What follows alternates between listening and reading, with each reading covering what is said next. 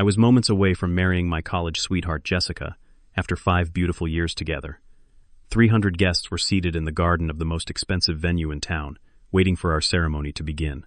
As an architect, I had meticulously planned every detail of our special day. But then I walked in on something that shattered my world instantly. Jessica and Ryan, my best man and childhood best friend, locked in a passionate embrace in a back room of the venue. In that moment, my perfect life crumbled before my eyes. Before I tell you how I exposed their betrayal to everyone and got the sweetest revenge drop, a comment letting me know where you are watching from, and hit subscribe if you have ever had to stand up for yourself when you were wronged. I met Jessica during sophomore year of college in our advanced calculus class. I noticed her immediately, with her bright blue eyes always focused intently on the professor, and her hand shooting up to answer questions before anyone else had processed them. We were paired for a project, and our connection was instant.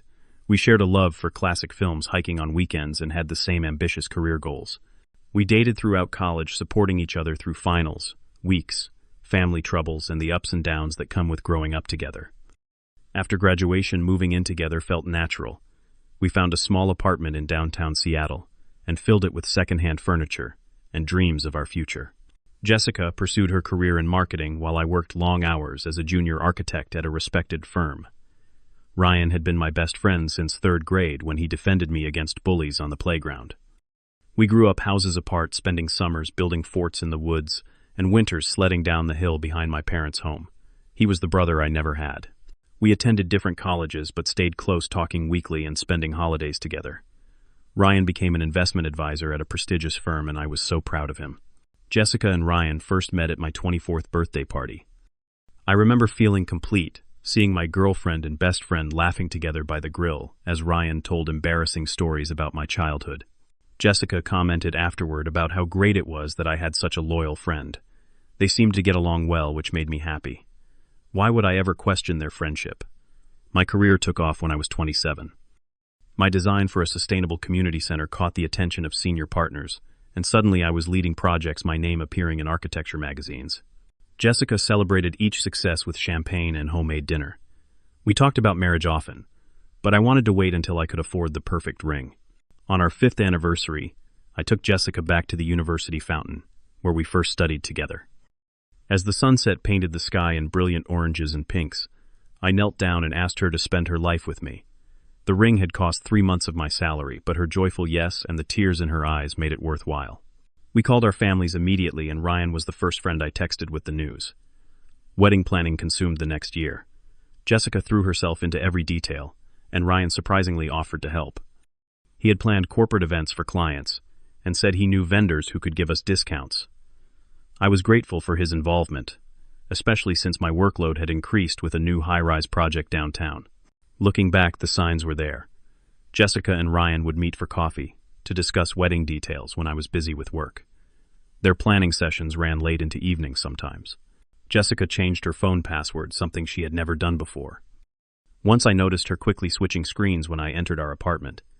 When I asked what she was doing, she said she was researching surprise honeymoon activities. I believed her completely. Ryan took his best man duties seriously. He organized an adventure bachelor weekend with my college friends, helped me select the perfect suit, and worked on a speech he promised would make everyone both laugh and cry. During my final suit fitting, he placed his hand on my shoulder and said, "You are the luckiest man alive, and Jessica is lucky to have you." The irony of those words would haunt me later. We spared no expense for the wedding. The venue alone cost $75,000 with its sweeping views of Lake Washington and manicured gardens. Jessica found a designer dress that she said made her feel like royalty. We invited 300 guests, including colleagues, extended family, and friends from every chapter of our lives.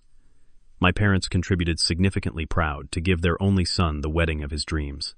The night before the wedding, at our rehearsal dinner, Ryan stood to give a toast. He spoke about our 30-year friendship, about witnessing my growth from a shy boy to a confident man. His voice cracked when he said, "Tomorrow I stand beside my brother in all but blood as he marries the woman of his dreams." Jessica wiped away tears beside me. I hugged Ryan afterward, thanking him for always being there. If only I had known what those words truly meant. That night, in separate rooms as tradition dictated, I texted Jessica that I could not wait to call her my wife. She replied, "Tomorrow will be perfect. I love you. I fell asleep with complete trust in the two people closest to me, never imagining they would betray me in the worst possible way. The morning of our wedding day dawned clear and sunny, a perfect June Saturday. I woke up feeling excited rather than nervous. This was the beginning of the life I had always wanted with the woman I loved completely. My brother Mark and my 3 other groomsmen gathered in the venue's preparation suite, drinking whiskey and sharing stories as we got ready. Ryan arrived slightly late, looking tired. "Big day, brother," he said, hugging me. I noticed his hands were shaking slightly as he attempted to pin his boutonniere. "Just nervous about the speech," he explained when I asked if he was okay. I helped steady his hands, telling him he would do great. The irony of me comforting him makes me sick now. As we finished getting dressed, I realized I had left my written vows in the jacket I wore to the rehearsal dinner, which was in another room across the venue. "I will be right back," I told the guys. "Need to grab my vows." Ryan offered to get them for me, insisting with unusual urgency, but I declined, wanting a moment alone to collect my thoughts before the ceremony. The venue was a sprawling, converted mansion, with numerous rooms connected by hallways, adorned with vintage photographs and artwork. As I walked through the quiet back corridors, I heard muffled voices coming from a small anteroom used for storage. Something about the urgent tone made me pause. I recognized Jessica's voice immediately. "We have to stop this. After today, we cannot do this anymore." Then Ryan's response. "Do you really want to go through with this? We could still leave together." Their words made no sense to me. My mind refused to process what I was hearing. Without thinking, I pushed the door open. The scene before me burned into my memory forever. Jessica, half-dressed in her wedding gown, her hair and makeup done perfectly, locked in an embrace with Ryan. His hand was under the bodice of her dress. They jumped apart when the door opened, both faces registering shock, then horror upon seeing me. Alvin, Jessica gasped, her face draining of color. "This is not what it looks like." "Then what is it?" I asked. My voice unnaturally calm, despite the roaring in my ears. The room was spinning, but I remained standing somehow. Ryan stepped forward. "Brother, I can explain. It just happened. It was only this once, I swear." Jessica began crying, mascara streaking down her professionally made-up face. "Please, Alvin, let us explain. The wedding is about to start. 300 people are waiting." "How long?" I asked, still in that strange, detached voice I did not recognize. "How long has this been going on?" Their silence was my answer.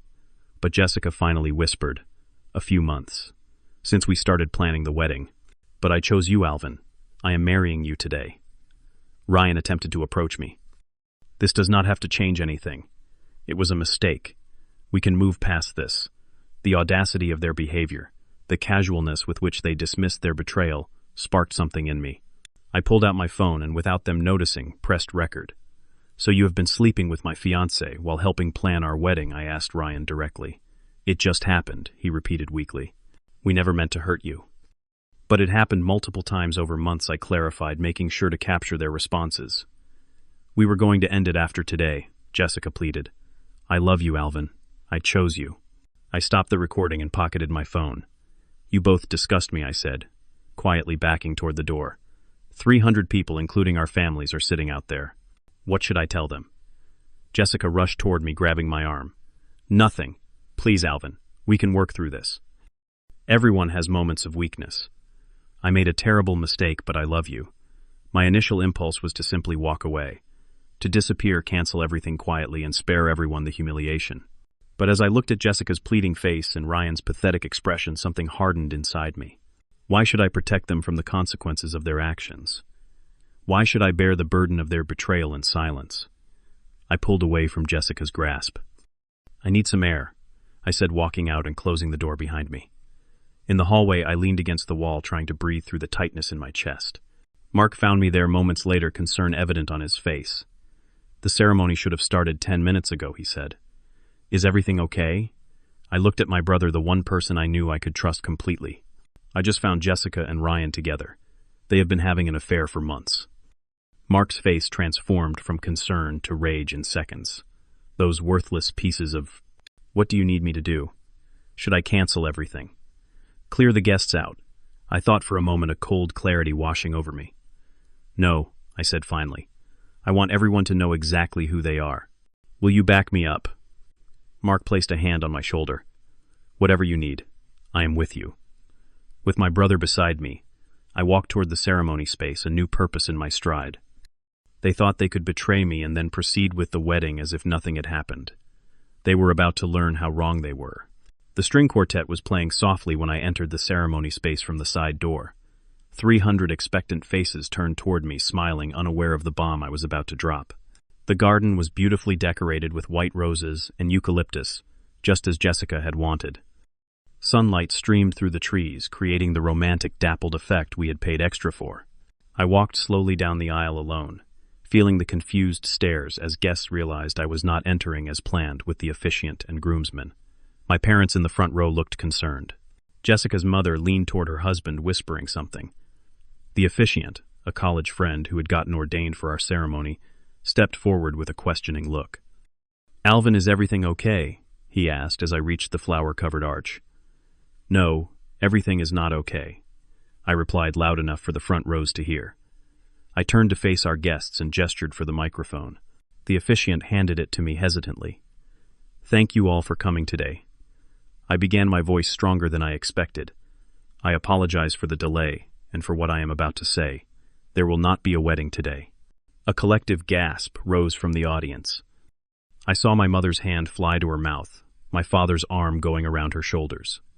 15 minutes ago, I found my fiancée Jessica and my best man Ryan together in a back room of this venue. They have been having an affair for months while planning this wedding with me, spending my money and pretending to love and support me. Murmurs spread through the crowd like wildfire. Jessica's mother stood up, shaking her head in denial. Ryan's parents, seated in the second row, stared in shocked disbelief. I know this is uncomfortable for everyone, and I am sorry for that. But I refuse to begin a marriage based on lies and betrayal, and I refuse to protect the people who have betrayed me so completely. At that moment, the back doors opened. Jessica appeared, her wedding dress, hastily adjusted with Ryan trailing behind her. They had no idea what was happening until they saw me at the altar with the microphone. Jessica's face went pale and she started running down the aisle. "Alvin, stop," she called out. "Please do not do this." I pulled out my phone and pressed play on the recording, holding it to the microphone. Their voices filled the garden, the admission of their months-long affair. Ryan's suggestion they could still run away together. Jessica's statement that she chose me despite everything. Chaos erupted. Jessica collapsed to her knees in the aisle, her white dress pooling around her. Ryan turned and fled back through the doors. Jessica's father stormed after him while her mother rushed to her daughter's side. Guests stood up, some leaving immediately, others gathering in shocked clusters to process what they had witnessed. I handed the microphone back to the stunned officiant. "The bar is still open for the next hour for anyone who needs a drink. The venue has been paid for. I am sorry for ruining your Saturday." With that, I walked calmly down a side path, avoiding the main aisle where Jessica remained crumpled and crying.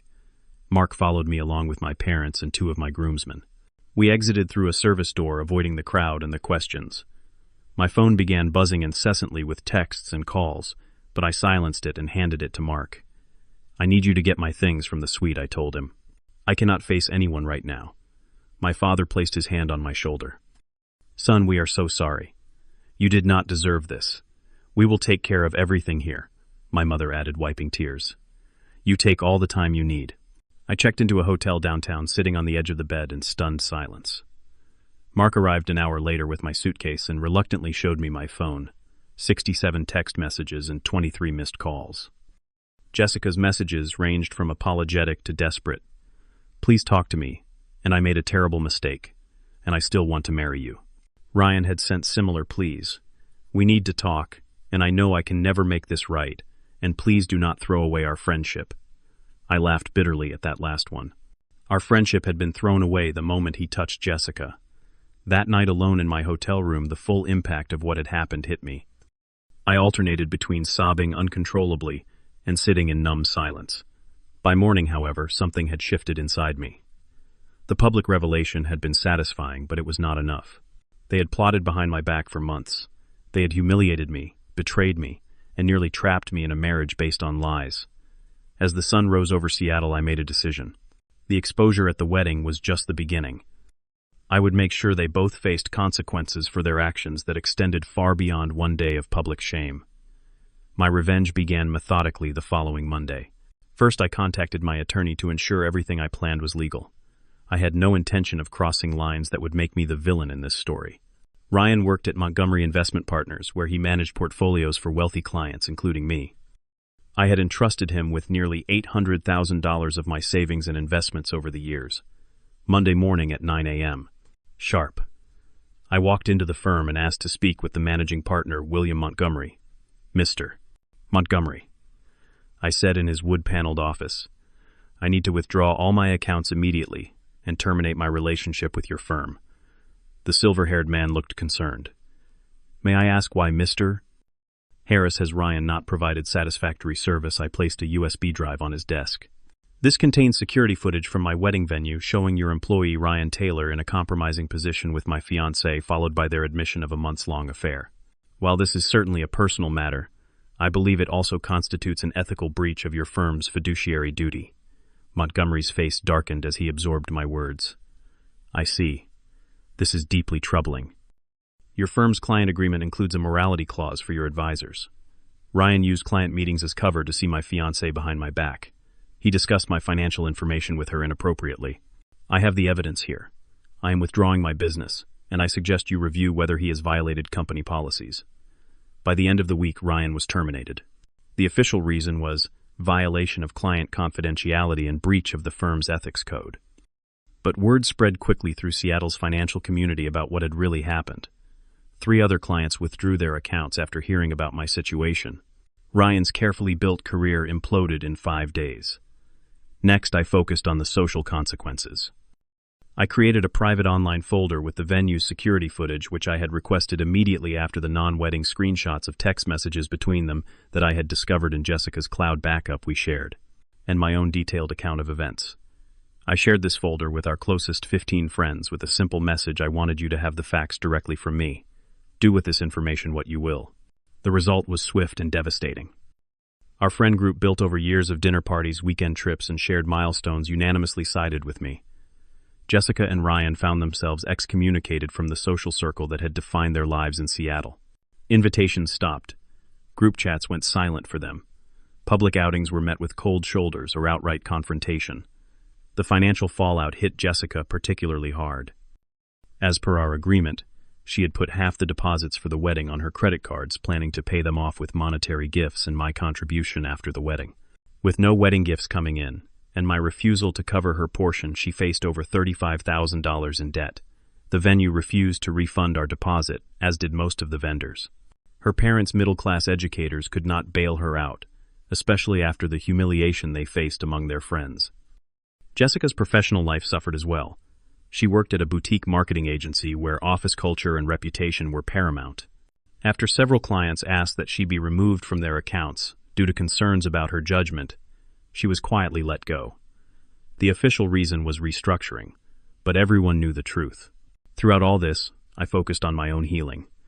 I began seeing a therapist twice weekly, processing the betrayal and my anger.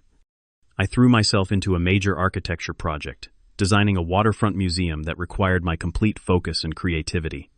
I reconnected with friends I had neglected during my relationship with Jessica.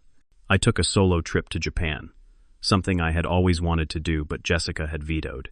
6 months after the wedding that never was, I learned through mutual friends that Jessica and Ryan's relationship had imploded spectacularly.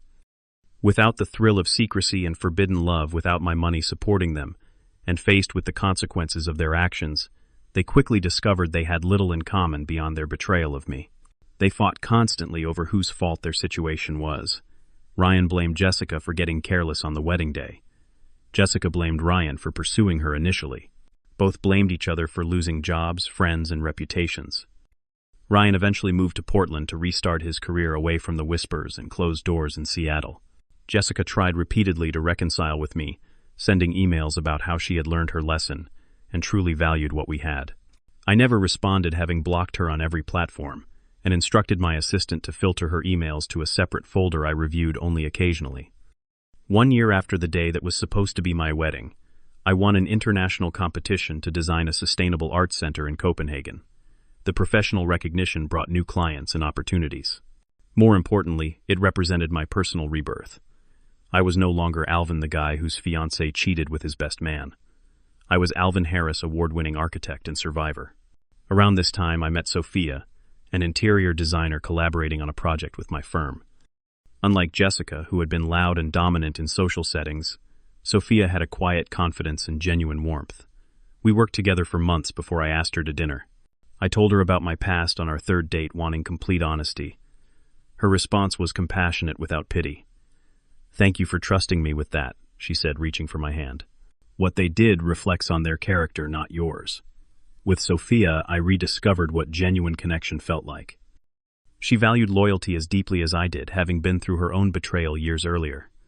We built our relationship on transparency, mutual respect, and the shared wisdom that comes from surviving heartbreak. Looking back now, I can say with complete honesty that the pain I experienced led to necessary growth. The relationship I have now is healthier and more authentic than what I had with Jessica. The friends who remain loyal are true friends I can count on. My career flourished when I channeled my pain into creativity. Most importantly, I learned that standing up for yourself, refusing to be a silent victim, is not petty or vengeful, but necessary for healing. The revenge I took was simply ensuring that actions had consequences, that truth was not buried for the comfort of those who betrayed me. I do not regret exposing Jessica and Ryan publicly. I do not regret the professional and social fallout they experienced. Every consequence they faced was the direct result of their own choices, not mine. My only action was to shine a light on the truth they wanted kept hidden. Have you ever had to expose someone's betrayal? Share your experience in the comments below. If this story helped you feel less alone in your own journey, please like this video and subscribe to the channel. Consider sharing with someone who might need to hear that standing up for yourself is always the right choice. Thanks for listening, and remember, your worth is never determined by how others treat you, but by how you respond when they treat you poorly.